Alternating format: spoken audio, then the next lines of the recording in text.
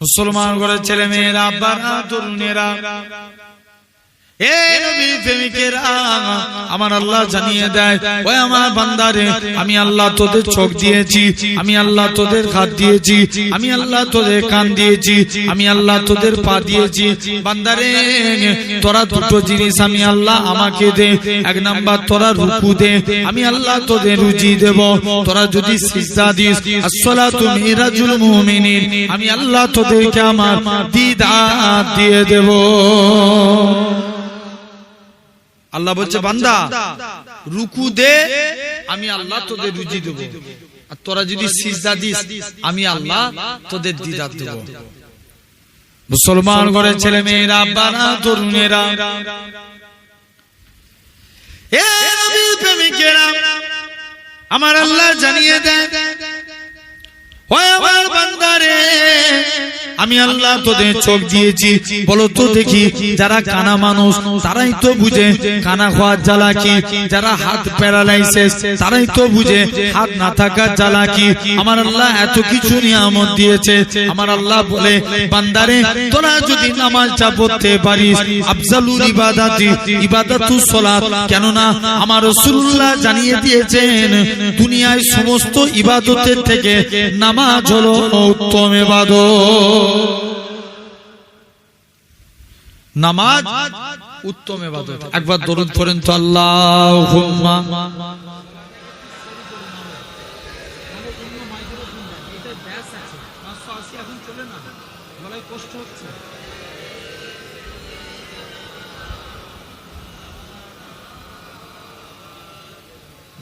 দরুদ শরীফ আল্লাহ আমাকে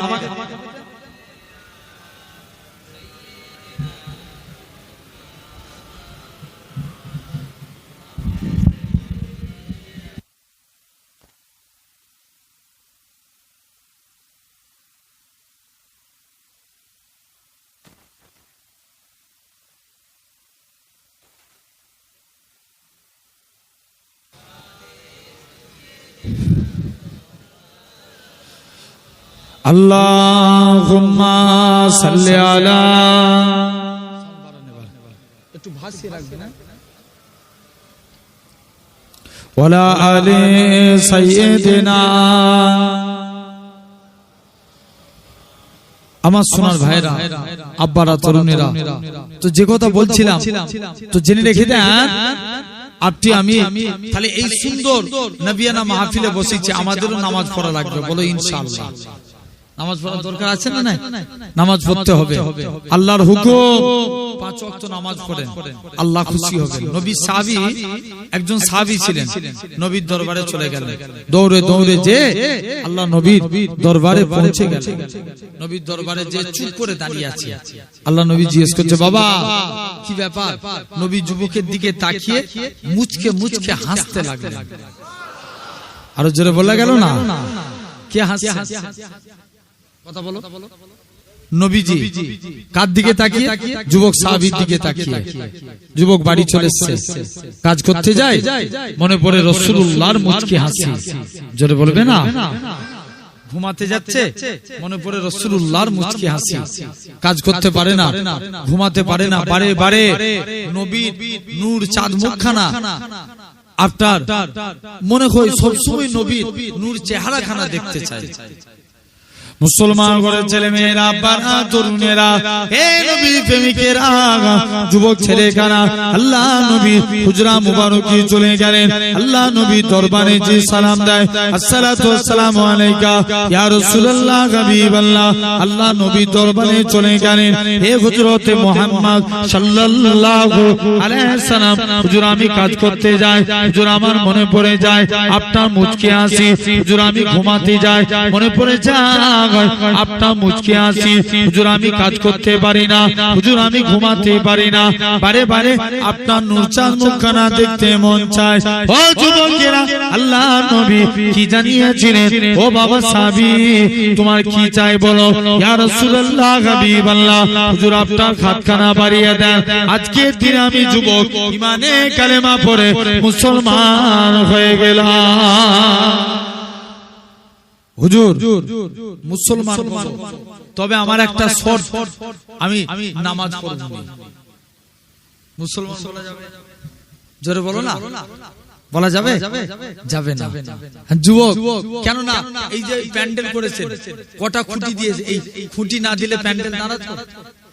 কথা বলতে হবে। ওয়াজ শোনার জিনিস না বুঝার জিনিস? বুঝার জিনিস। বুঝলে আবু বকর, না বুঝলে আবু জেল। এই খুঁটি না দিলে প্যান্ডেল দাঁড়াতো না। অনুরূপ জেনে রাখবে, ইসলামেরও 5টা খুঁটি। কটা? 5টা। 1 নাম্বার কালেমা, 2 নাম্বার নামাজ, 3 নাম্বার যাকাত, 4 নাম্বার হজ, 5 নাম্বার রমজানের রোজা। কটা হলো? 5টা। জেনে রেখে দেন, ইসলামেরও 5টা খুঁটি। যদি আমরা একটা বাদ দিই, ইসলাম পরিপূর্ণ হবে? জোর করে বলো না, কোনদিন হবে না। তো জেনে রেখে দেন। আর যুবক বলছে, হুজুর উজু আপনার নামাজ পড়ব, এই নবীর কাছে যে বলছে মুসলমান হব, নামাজ পড়ব। আবার অনেকদিন পর সব বন্ধুরা নামাজ পড়ছে, নবীর দরবারে চলে এসেছে, এসে বলছে, হুজুর যাই, আমি নামাজ পড়বনি বলেছিলাম না, তবে আজকের দিনে কথা দিচ্ছি নামাজ পড়ব, কিন্তু আমি উজু করব না। কি করবেন? আগে উজু না আগে নামাজ? জোর করে বলো। আগে উজু। হাদিস পাকে এসেছে, আল উজু মিফতাহুস সালাত, উজু নামাজের চাবিকাঠি। আর সালাতু মিফতাহুল জান্নাত, নামাজ আল্লাহর জান্নাতের চাবি। আর একটু জোরে বলা গেল না? উজু কিসের চাবি? নামাজের চাবি। আর নামাজ জান্নাতের চাবি। আর যুবক আস্তে আস্তে করে যুবক নবীর দরবারে চলে গেছে, যে বলছে, হুজুর আমি নামাজ পড়ব কিন্তু উজু করব না। নবী বলছে, এই ব্যাপার, যা তো যা মন চাই তুই করবি, যা। মুসলমান করে ছেলে মেয়েরা, আব্বারা, তরুণেরা, প্রেমিকেরা, যুবক ছেলে কানা মসজিদের দিক থেকে আল্লাহ নবী হুজরা মুবারকি চলে গেলেন। হে হযরত মুহাম্মদ সাল্লাল্লাহু আলাইহি সাল্লাম আল্লাহ নবীর দরবার থেকে মসজিদের দিকে চলে গেলেন। যে দেখে নাকি আল্লাহ নবী জামাতা হযরত শেরে আলী রাদিয়াল্লাহু তাআলা আনহু হুজুর আমার মসজিদে দাঁড়িয়ে দাঁড়িয়ে উজু করে। উজু করার নিয়ম হচ্ছে 2 হাতের কোণই পর্যন্ত দৌত করা। হযরতে আলী বগলের নিচু থেকে হাত দৌত করে। পা ধোয়ার নিয়ম হচ্ছে 2 পায়ের কাঠ পর্যন্ত দৌত করা। হযরতে আলী হাঁটুর নিচু থেকে পা দৌত করে। যুবক ছেলে কানা বলে, হে রাসূলুল্লাহ জামাতা, হে হযরতে আলী, তুমি কেন এত বেশি বেশি করে উজু করো? হযরতে আলী বলে, ওগো বাবা যুবক, আল্লাহ নবীর মুখ থেকে শুনেছি, আল্লাহ নবী জানিয়েছেন প্রকৃত উজুদার হবে, উজুর পানি শরীরে যেই যেই জায়গায় ঠেকবে, কাল কিয়ামতের ময়দানে তার শরীরের ওই জায়গা থেকে নূর চমকাতে থাকবে। কি চমকাবে?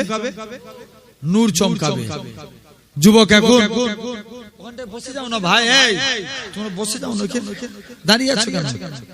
বসো, নিয়ত করলে যে পায়ের জুতো খুলবনি, বসো। জেনে রেখে দেন ভাইরা, আব্বারা, তরুণেরা, তাহলে আজ তোমাকে আমাকে ভাবা লাগবে, তাহলে আমরাও 1 নাম্বার আল্লাহর গোলাম হতে গেলে আগে নামাজ পড়বো, বলেন ইনশাআল্লাহ। জোর করে বলেন। 2 নাম্বার আল্লাহ, শুনছেন? 2 নাম্বার আল্লাহর গোলাম হতে গেলে কলেমাকে জিন্দা করা লাগবে, বলো না ইনশাআল্লাহ। রাজি আছি তো নাকি? কাকে জিন্দা করব? কালেমা। ইয়ামান বলে একটা দেশ ছিল, কোথাকার? ইয়ামান। সে দেশের এক বাদশা ছিল, যার নাম ছিল ইউসুফ জুনওয়াজ। সে নিয়ম করেছিল, আমার দেশে কেউ কলেমার প্রচার করতে পারবে না। যুবক আস্তে আস্তে করে এখন প্রচুর মানুষের উপর জুলুম করছে, জুলুম করে আস্তে আস্তে করে আপনার এরকম ভাবে জুলুম করে বুড়ো হয়েছে। বুড়ো হলে মানুষের চিন্তা বাড়ে না? জোর করে বলো। বাড়ে না, অনেক বেড়ে গেছে। আর বুড়ো হয়েছে, মানুষদেরকে জিজ্ঞেস করছে, বলো দেখিনি আজকের দিনে তোমরা জানাও, এক জাদুঘরের কাছে গেছে, জাদুঘর আমি চাই আমার ক্ষমতার পর ক্ষমতা পাই যেন আমার ছেলে, তার মরণের পর তার ছেলে, কি কাজ করলে পাওয়া যায়? জাদুঘর বলছে, যুবক শুনো, তোমার এই বাদশা আমার কাছে একটা যুবককে দিয়ে যেতে হবে, তাকে আমি জাদুবিদ্যা শিক্ষা দেবো, সে পরস্পর মানুষের মধ্যে ঝামেলা ক্রিয়েট করবে, আর তুমি আস্তে আস্তে করে তুমি রাজত্ব করবে। বলছে ঠিক আছে, ছেড়ে দিলাম। এক যুবক গেলেন, যার নাম আব্দুল্লাহ। কি নাম বললাম? আব্দুল্লাহ। যুবককে নিয়ে চলে গেলেন, জাদুবিদ্যা শিখালেন। কিতাবে 6 মাস জাদুবিদ্যা শিক্ষা অর্জন করে একদিন দেশের মাটিতে পা রেখেছে। ওই দেশের একজন আল্লাহওয়ালা ব্যক্তি গাছতলায় বসে বসে আল্লাহ আল্লাহ আল্লাহ জিকির করছে। জোরে বলে, জেনে রেখে দেন ভাইরা, আব্বারা, তরুণীরা এরকম জিকির করছে। যুবক কাছাকাছি চলে গেল, যে দেখি উপায় কি আছে। যুবক আল্লাহর ওলি ওই মুরব্বির কাছে যে বলছে, তুমি আজকের দিনে এরকম এই জায়গায় জিকির করছো, তুমি জানো না ইয়ামান দেশে আল্লাহ নাম বলা যাবে না? বলছে হ্যাঁ জানি তো। বলছে তাহলে তুমি জিকির করছো? বলছে দাঁড়াও, রাজার কাছে যাচ্ছি, তোমার ব্যবস্থা করছি। যুবক ছেলে রাজার কাছে চলে আসলেন। রাজার কাছে এসে এখন রাজার কাছে আসবে, পিছন দিকে তাকিয়ে দেখে মুরব্বি যুবকের দিকে একবার তাকিয়ে হাসে, একবার কাঁদছে, আবার হাসছে। যুবক দৌড়ে দৌড়ে চলে গেলেন। মুসলমান করে ছেলে মেয়েরা, আব্বারা, তরুণেরা, হে নবী প্রেমিকেরা, যুবক আব্দুল্লাহ আল্লাহ পাকের ওলি মুরব্বির কাছে চলে গেলেন, যে বলে, ও বাবা মুরব্বি, বলো তো দেখি তুমি কেন আমার দিকে তাকিয়ে তাকিয়ে কাঁদো? মুরব্বি খানা বলে, বাবা তোমাকে আমি কলেমার সৈনিক হতে বলেছি, তুমি আমার কথাকে অস্বীকার করেছো, একদিন তো তোমাকে কবরে যেতে হবে। আমি মনে মনে চিন্তা করি, আল্লাহ পাক এই যুবকটা একদিন কবরে যাবে, কবরে যাবে, কবরে গেলে সুন্দর চেহারা খানা কবরের মাটি খেয়ে ফেলবে। সেই দিনে কি হবে? সেই দিনের কথা চিন্তা করে আজকের দিনে আমি কাঁদি। তবে হুজুর আপনি কেন হাসতে লাগে? ও বাবা যুবক, শুনে রেখে দাও, আমার আল্লাহ জানিয়ে দেয়, ও আমার বান্দা তুমি কেঁদো না, কেঁদো না, রাজা একে জাদুবিদ্যা শিখতে পাঠিয়েছে, আর আমি আল্লাহ জানিয়ে দিলাম এই যুবকের দ্বারায় আমি আল্লাহ পাক পুনরায় ইসলামকে জিন্দা করে দেখাবো। যুবক খানা বলে, না না না না, এটা মানা যাবে না। যুবক ছেলে খানা এরকম ভাবে আল্লাহ পাকের ওলি মুরব্বি খানা যুবকটাকে কাছে ডাকলেন, অন্তরে অন্তরে মিলিয়ে দিলেন। যুবক বলে, হুজুর ছেড়ে দেন, ছেড়ে দেন, আমি আমার কলবের চোখ থেকে আল্লাহ পাকে আরশে আজিম দেখতে পাই। কি দেখতে পাচ্ছে? আরশে আজিম। যুবক এখন আল্লাহর ওলি হয়ে গেল, খুব আমল করছেন। যুবকের কাছে কিছু কানা মানুষ আসতো, হুজুর চোখে হাত রেখে দোয়া করতেন, আল্লাহ কানার চোখকে ভালো করে দিতেন। আরেকটু জোরে বলবে না? কিছু প্যারালাইসিস হুজুরের কাছে আসতো, হুজুর এসে দোয়া চাইতেন, প্যারালাইসিসের পাও ভালো হয়ে যেত। হুজুর মনে মনে চিন্তা করছে, আল্লাহ উপায় কি আছে? যাই ফিরি ফিরি আর কারো রোগ সারাবো না। কি করবেন? ফিরি রোগ সারাবেন না। বলছে কি লাগবে? বলছে এরপরে বলবো যে আয়, কেউ যদি কলেমা পড়তে চাস তাকে বলবো, এই কেউ যদি চোখ ভালো করতে চায় বলবো আগে কলেমা পড়, তবে চোখ ভালো হবে। সবাই মিলে ভাই আমরা চিরজীবন বিড়ালের মতন বেঁচে থেকে লাভ আছে? বাঁচবেন 1 ঘন্টা সিংহের মতো বাঁচেন, ইতিহাস আপনাকে মনে রেখে দেবে। আরো জোরে বলবে না? সুবহানাল্লাহ বলতে যে যদি গলা ফেটে মরেও যায়, আমি বিশ্বাস করি তুমি জান্নাতি, কারণ আল্লাহ প্রশংসার জন্য তুমি মরেছো। জোরে বলে আলহামদুলিল্লাহ। জেনে রেখে দেন, এখন যুবক এক কানা এসে বলছে আগে কলেমা পড়, তবে আল্লাহ, তবে তো চোখ ভালো হবে। এখন কলেমা পড়িয়েছে, দোয়া চেয়েছে, চোখ ভালো হয়ে গেছে। এরকম ভাবে কলেমার প্রচার করছে। এখন দেশের রাজার মন্ত্রীর চোখ ছিল দুটো কানা। মন্ত্রী এখন কিছু টাকা পয়সা সামান নিয়ে যুবকের কাছে এসে বলছে, যুবক তোমার কাছে এসেছি, তুমি আজকের দিনে ছেড়ে দাও, তুমি আজকের দিনে আমাকে জানাও, আমার চোখগুলো ভালো করে দাও। যুবক বলছে, আমি ভালো করার কেউ না, ভালো করার মালিক তো আল্লাহ। আরো জোরে বলতে হবে, সবাই মিলে হচ্ছে না। এইদিকের ভাইগুলো পুরোটা কসম খেয়ে বসে আছে, সুবহানাল্লাহ বলবো নি, একবার সবাই মিলে বলো। এখন যুবক চলে গেছে, বলছে যাই, উপায় কি আছে দেখি। যুবক ছেলে আস্তে আস্তে করে এরকম ভাবে যুবক এখন মনে মনে চিন্তা করছে, কি উপায় দেখা যাক। আল্লাহর ওলি এখন বলছে, আগে কলেমা পড়তে হবে। বলছে, তুই আমায় চিনিস, আমি দেশের মন্ত্রী, আর তুই আমায় কলেমা পড়াবি? বলছে, অত শত বুঝিনি, কলেমা পড়ো তবে চোখ ভালো হবে। আর মন্ত্রী মনে মনে করছে, এর সামনে চোখ কলেমা পড়ে নেবো, আর এখান থেকে চলে গেলেই কলেমা ত্যাগ করে দেবো, চোখ ভালো হবে। এখন মন্ত্রী এই নিয়ত করেছে, বলছে ঠিক আছে পড়বো, লাও তুমি চোখ ভালো করো। মুসলমান ঘরের ছেলে মেয়েরা, আব্বারা, তরুণেরা, এই নবীর প্রেমিকেরা, যুবক ছেলেখানা আস্তে আস্তে করে মন্ত্রীর কাছে চলে গেলেন। মন্ত্রী খানা বলে, ঠিক আছে। যুবক ছেলেখানা মন্ত্রীর চোখে হাত রেখে আল্লাহর কাছে ফরিয়াদ করে, আল্লাহ পাক, তুমি যদি মন্ত্রীর চোখকে ভালো না করো, কে ভালো করবে? আল্লাহ, আল্লাহ আজকের দিনে তুমি যদি মন্ত্রীর চোখকে ভালো করে দাও, আমি যুবক কথা দিচ্ছি, আল্লাহ পাক পার্লামেন্টে ইসলামের পতাকা উড়াবো। ও যুবকেরা, ও মুরব্বী বাপেরা, যুবক ছেলেখানা মন্ত্রীর চোখে হাত রাখলেন, মন্ত্রীর চোখ ভালো হয়ে গেল। মন্ত্রী বলে, যুবক ছেড়ে দাও, ছেড়ে দাও, এবার আমি বাড়ি চলে যাই। যুবকখানা বলে, না না না না, এটা মানা যাবে না। যুবকটা মন্ত্রীকে কাছে ডাকলেন, অন্তরে অন্তরে মিলিয়ে দিলেন। মন্ত্রী বলে, যুবক ছেড়ে দাও, ছেড়ে দাও, আমি আমার কলবের চোখ থেকে আল্লাহ পাকের আরশে আজিম দেখতে পাই। কি দেখতে পাচ্ছে? আরশে আজিম। আর রাজা মন্ত্রীর চোখ ভালো, রাজা খুশি না নারাজ? খুশি হবে না? আমার মন্ত্রীর চোখ ভালো হয়ে গেছে। রাজা বলছে, কে তো চোখ ভালো করেছে? মন্ত্রী বলছে, রাজা আমার চোখকে আমার আল্লাহ ভালো করেছে। আরো জোরে বলা গেল না? কে ভালো করেছে? আল্লাহ ভালো করেছে। বলছে, যাও তুমি চলে যাও এখান থেকে। যুবক ছেলে আস্তে আস্তে করে চলে গেল। বলছে, উপায়খানা কি আছে দেখি।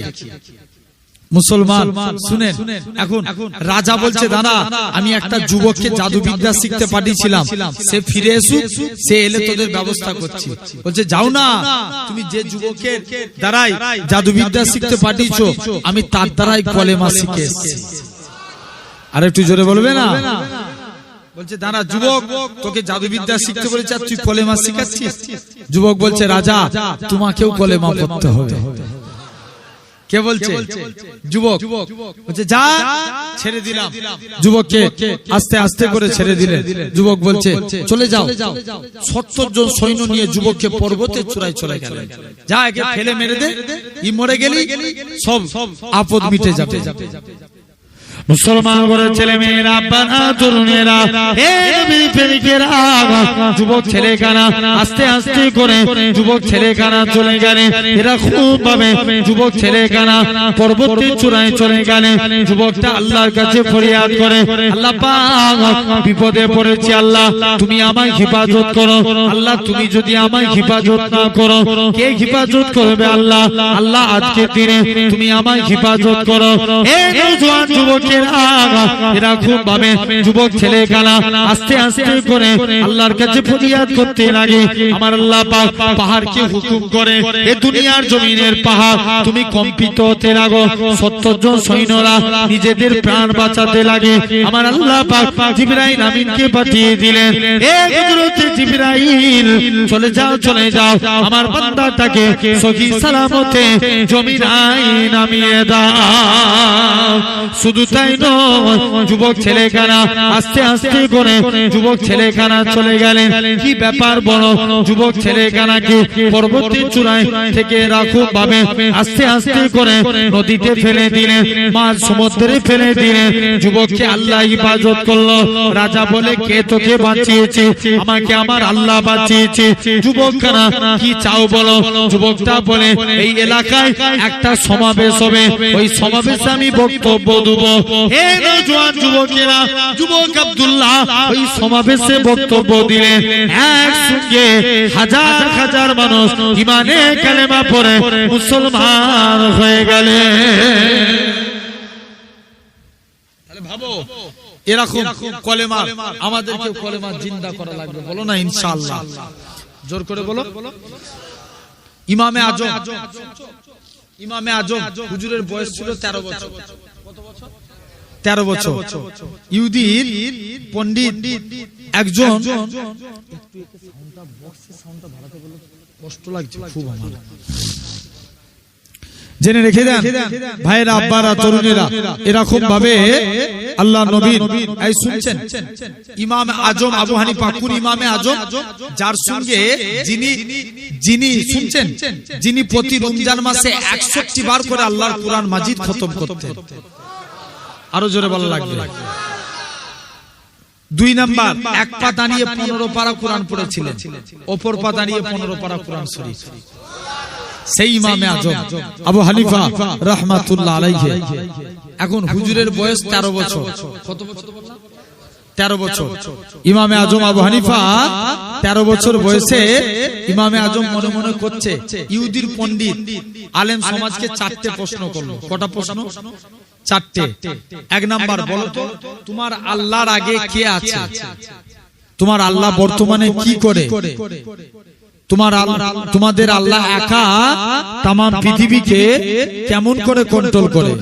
তোমাদের নবী যে মিরাজে গিয়েছিল, প্রথম আসমান ভেদ করে আরশে মুআল্লায় গিয়েছিল, প্রথম আসমানের কোন গেট ভেদ করে আরশে মুআল্লায় গিয়েছিল?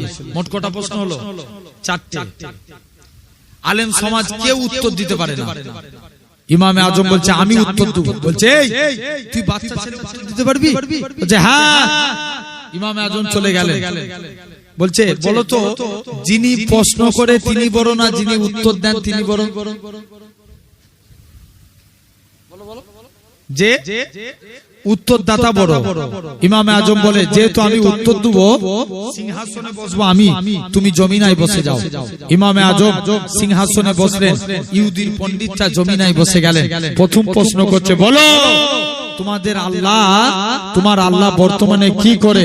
ইমামে আজম উত্তর দিচ্ছে, আমার আল্লাহ বর্তমানে তোর মতন বেকুবকে সিংহাসন থেকে নামিয়ে জমিনায় বসিয়ে দিয়েছে। আর একটু জোরে বলে গেল না? কোথায় বসিয়েছে? জোরে বলো। জমিনায়। প্রথম প্রশ্নের উত্তর হয়ে গেল। নেক্সট, দ্বিতীয় প্রশ্নের উত্তর দাও। বলো দেখিনি। এই সাইডে সাউন্ড চলছে না কেন? Left side. দ্বিতীয় নাম্বার, বলো তোমার আল্লাহর আগে কে আছে? ইমামে আজম উত্তর দিতে পারছে না। বলছে, বলো। ইমামে আজম চুপ করে দাঁড়িয়ে গেলেন। মুসলমান ঘরের ছেলে মেয়েরা, আব্বারা, তরুণেরা, হে নবী প্রেমিকের আল্লাহ পাকের উনি ইমামে আজম আবু হানিফা রাহমাতুল্লাহ আলাইহি বলে, তোমরা 1 থেকে 10 পর্যন্ত গুনো। 1 থেকে 10 পর্যন্ত গুনাহ হলো। বলে, এবার তোমরা ব্যাকে ফিরে আসো। বলা হয় 10 এর পর হয় 9, 9 এর পর 8, 8 এর পর 7, 7 এর পর 6, 6 এর পর 5, 5 এর পর 4, 4 এর পর 3, 3 এর পর 2, 2 এর পর 1, 1 এর পর 0। যেমন 0-র আগে কেউ থাকতে পারে না, অনুরূপ ভাবে আমার আল্লাহর আগেও কেউ নাই। আরো জোরে বলো। এই নওজোয়ান যুবকেরা, আল্লাহ পাকের উনি ইমামে আজমকে 3 নাম্বার প্রশ্ন করা হলো, বলো তো দেখি তোমাদের আল্লাহ একা তাম পৃথিবীকে কেমন করে কন্ট্রোল করে? ইমামে আজম বলে, চলো চলো চলো, তোমরা আমাকে একটা বাড়িতে নিয়ে চলো। একখানা বাড়িতে নিয়ে গেলে গোটা বাড়িটা অন্ধকার হয়ে হয়ে গেল। ইমামে আজম বলে এবার বাড়ির মধ্যিখানে একটা বাতি জ্বালিয়ে দাও, গোটা বাড়িটা আলোকিত হয়ে গেল। ইমামে আজম বলে একটা মশালের আলো যেমন গোটা বাড়িটাকে আলোকিত করতে পারে, অনুরূপ ভাবে আমার আল্লাহ একা তাম পৃথিবীকে কন্ট্রোল করে। এই নওজোয়ান যুবকেরা ইমামে আজমকে 3 নাম্বার প্রশ্ন হয়ে গেল। 4র্থ নাম্বার প্রশ্ন, বলো তো দেখি তোমার আল্লাহ একা এরকম ভাবে আস্তে আস্তে করে তোমার আল্লাহ একা তোমাদের নবী যে মিরাজে গিয়েছিল, প্রথম আসমান ভেদ করে আরশে মুআল্লায় গিয়েছিল, প্রথম আসমানের কুনগের ভেদ করে আরশে মুআল্লায় গিয়েছিল। ইমামে আজম বলে এ শুনে রেখে দাও, অনেক দিন ধরে যদি একটা ডিমের মধ্যে মুরগির বাচ্চা থাকে, মুরগির বাচ্চা বেরোনোর জন্য ডিমে যেমন গেটের প্রয়োজন হয় না, অনুরূপ ভাবে আমার আল্লাহ ইচ্ছা করলে যেদিক দিয়ে ইচ্ছা করেছে আমার রাসূলুল্লাহকে প্রথম আসমান থেকে আরশে মুআল্লায় পাঠিয়ে দিয়েছে। ইমামে আজম এভাবে 4তে প্রশ্নের উত্তর দিয়ে দিলেন। ইহুদি পণ্ডিতেরা বলে ও ইমামে আজম হুজুর বেয়াদবি মাফ করে, হুজুর আপনার খাতখানা বাড়িয়ে দেন, আপনি সত্যি কথা বলেছেন। আজকে দিন আমরা ইহুদি পণ্ডিত ইমানে কালেমা পড়ে মুসলমান হয়ে গেলাম। তাহলে ভাবে আজকে সেই জায়গায় আপনি আমি বসেছি। আমরাও আল্লাহর গোলাম হতে গেলে কলেমাকে জিন্দা করব, বলেন ইনশাআল্লাহ। আল্লাহ আমাদের ভালোবাসে না বাসে না? কম না বেশি? অনেক বেশি। এই 4টে পয়েন্ট নিয়ে আলোচনা করব, তারপরে শেষ করে দেব। একটু ধৈর্যের পরিচয় দেন, বলেন ইনশাআল্লাহ। অসুবিধা হচ্ছে নাকি? তাকবীর মারেন তো, নারে তাকবীর, আরো জোরে নারে তাকবীর। আলহামদুলিল্লাহ। ভাই এই 4টে যদি আল্লাহ আপনিও যদি এই 4টে গুণ আপনার মধ্যে থাকে, জানবেন আল্লাহ আপনাকেও ভালোবাসে। আর একটু জোরে বললে না, কে ভালোবাসে? আল্লাহ ভালোবাসেন। 1 নাম্বার, সবরকারী বান্দাকে আল্লাহ বড় ভালোবাসে। কাকে? সবরকারী। ভাই ধৈর্য আগে না নামাজ আগে? জোরে বলো। বলে বাবা তুমি চুপ করে ওয়াজ করবে করে এত জিজ্ঞেস করে জ্বালাচ্ছ কেন? রাগ করছেন নাকি? আগে ধৈর্য না আগে নামাজ? আগে সবর, তারপরে নামাজ। কুরআন শরীফে আল্লাহ 82 জায়গায় নামাজের কথা বলেছেন। কত জায়গায়? 82 জায়গায়। ইমাম আহমদ বিন হাম্বল বলছেন কুরআন শরীফে আল্লাহ 90 জায়গায় সবরের কথা বলেছেন। আরো জোরে বলা গেল না? কত জায়গায়? 90 জায়গায়। আল্লাহ নবীর এক সাহাবী ছিলেন, প্রতিদিন নামাজে দাঁড়িয়ে দুনিয়ার কথা চিন্তা করত। একদিন নবীর দরবারে চলে আসছেন। নবীর দরবারে এসে চুপ করে দাঁড়িয়ে আছে। আল্লাহ নবীর দরবারে নাই, আলীর সঙ্গে দেখা। হযরত আলী বলে কি ব্যাপার? বলছে হ্যাঁ আমি প্রতিদিন নামাজে দাঁড়াই, দুনিয়ার কথা চিন্তা হয়, আমার নামাজ কি কবুল হবে? হযরত আলী ডাইরেক্ট ফতোয়া দিল, যা তোর নামাজ কবুল হবে না।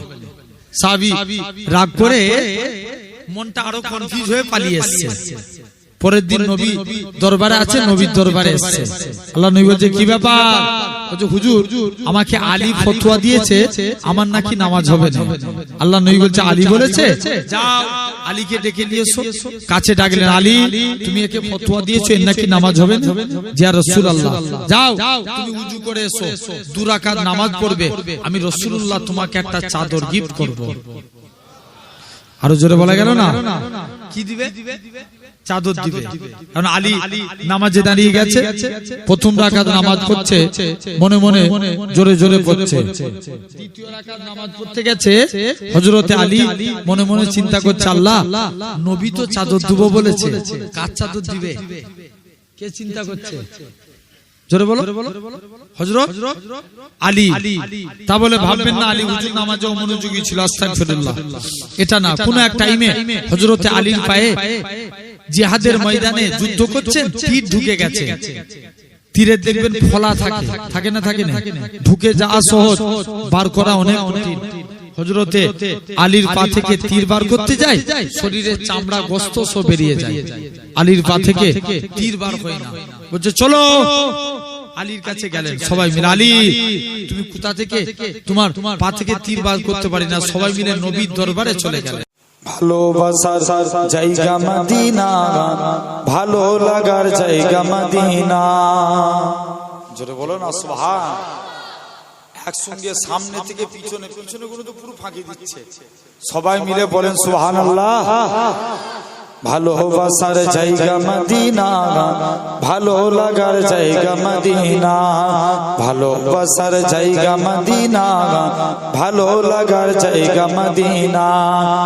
এত সুন্দর জায়গা কোথাও দেখি না, এত সুন্দর জায়গা কোথাও দেখি না। সাজিয়েছেন দয়াল রব্বানা, ভালো লাগার জায়গা মদিনা। ভালোবাসার জায়গা মদিনা, ভালো লাগার জায়গা মদিনা। মদিনা শরীফে নূরের খাজিনা, মদিনা শরীফে নূরের খাজিনা। আশিক ছাড়া অন্য বোঝে না, ভালো লাগার জায়গা মদিনা। ভালোবাসার জায়গা মদিনা, ভালো লাগার জায়গা মদিনা। একদিন কবরে যাব কেউ তো যাবে না, একদিন কবরে যাব কেউ তো যাবে না। যাবে আমার সাথে মদিনা, ভালো লাগার জায়গা মদিনা। ভালোবাসার জায়গা মদিনা, ভালো লাগার জায়গা মদিনা। যতই দরুদ পড়ি তৃপ্তি মেটে না, যতই দরুদ পড়ি তৃপ্তি মেটে না। সুন্নতে অশান্তি থাকে না, ভালো লাগার জায়গা মদিনা। ভালোবাসার জায়গা মদিনা, ভালো লাগার জায়গা মদিনা। আমার জীবনে অনেক বেশি গুনাহ, আমার জীবনে অনেক বেশি গুনাহ। তাই হাবিবের কদম ছাড়বো না, ভালো লাগার জায়গা মদিনা।